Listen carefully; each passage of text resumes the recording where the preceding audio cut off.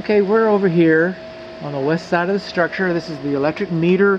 It's below grade. That's a good thing. It'd been nice if there was a slip cover on this, a slip joint, so it could move with the structure. But they haven't been doing that but for a few years, and this house is more than a few years old. Okay, this box should have been sealed on 3 sides, the top and the sides, to help prevent moisture from getting into the structure. Not sealed on the bottom. If any moisture gets in, we want to wait for it to get out. But this box, this meter box, should have been sealed on 3 sides. We're on the west side of the home. We're going to go through this swamp right here.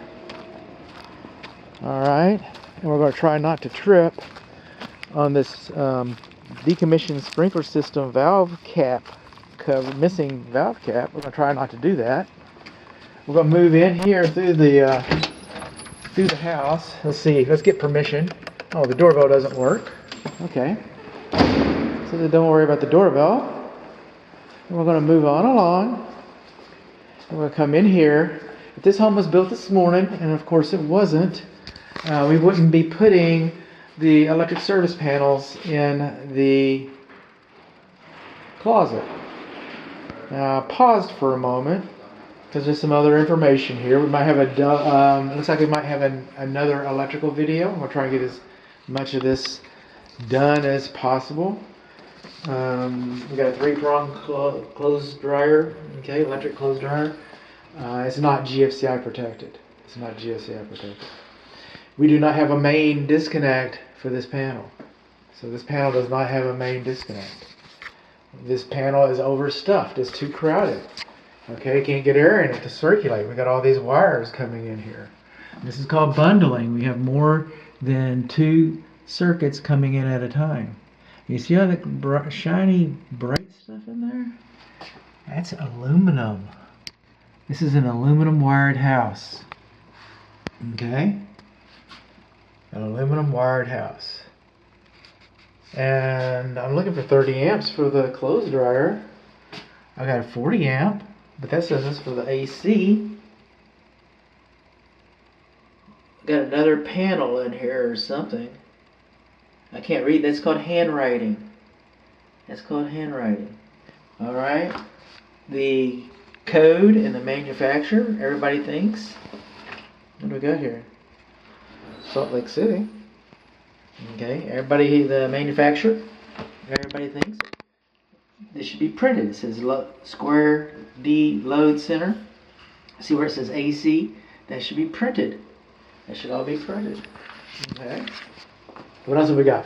Anytime you have aluminum connections, that's copper. Anytime you have aluminum connections, these should have antioxidant paste on them. We've got copper to aluminum. But all these aluminum, they should have antioxidant paste on them. And then your neutrals, these are these white wires right here. These neutrals, okay, well, they should have antioxidant paste on them too, but they're not supposed to be doubled. You see, 1 screw, 1 wire. 1 screw, 1 wire. See all these doubles? You're not supposed to have that. Not supposed to have that. Wire's not touching. Our data plate is missing. We're not supposed to have more than 1/8 of an inch gap between the cabinet and the wall. Not supposed to have more than 1/8 of an inch gap between the cabinet and the wall. How about that? Okay, so now we're talking about the aluminum still. Alright, we got a little bit of copper in here, but no, it's aluminum wired house. So my method, okay, I've got to take a representative sample of the receptacles. So in order to expedite things, I come someplace, like this is the primary bedroom suite. This is where a bed would have been if somebody would have it come in here and pigtail it, is what the Texas Real Estate Commission and the Texas Association of Realtors and even your insurance company, they like pigtailing. They want to see pigtailing, and so we're looking for that. It'd be nice if you had aluminum rated receptacle, and this does not appear to be one. It'd be nice if it was crimped. It'd be nice if, there's different ways to address the aluminum wiring issue, but this has not been addressed. This has not been addressed. So we just got aluminum wire just hanging out there all free like the wind. Okay, we're still electrical. This closet light has been hung in here. Okay, those are not aluminum rated wire nuts. Okay, and that's the ground wire, so it's not grounded either. So that's something kind of to be interested in. We're still talking about electrical here. I'm looking for that other panel. I'm actually kind of hoping I would stumble across it.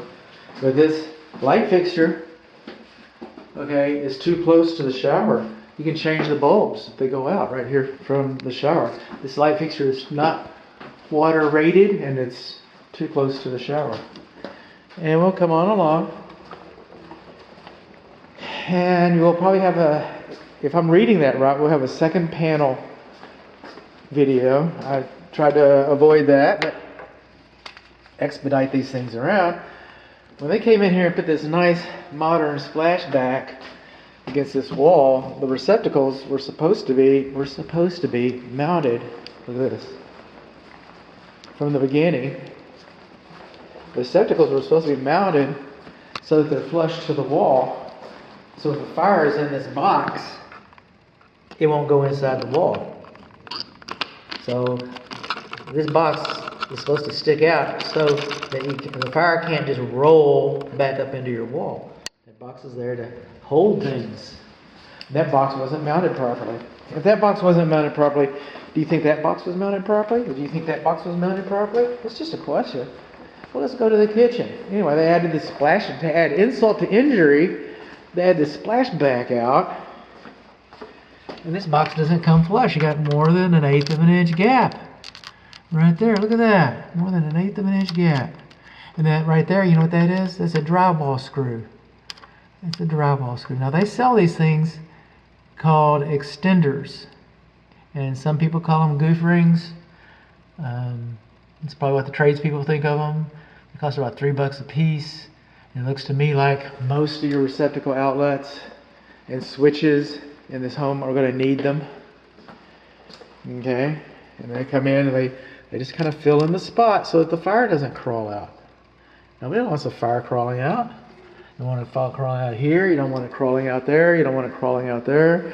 The aluminum connections. What's this thing got going? We got copper going to this circuit? I can't tell because they stabbed in the back. No, they don't. No, they don't. Okay. You know what this is? This is a 15 amp receptacle. In your kitchen, you're supposed to have 20 amp devices, not 15 amp devices. So this isn't even rated for kitchen work. And the drywall screw will go through there. You're not supposed to put drywall screws in electric boxes. Okay? They chew their way through things to tighten up. They're not like a watch or a machine screw.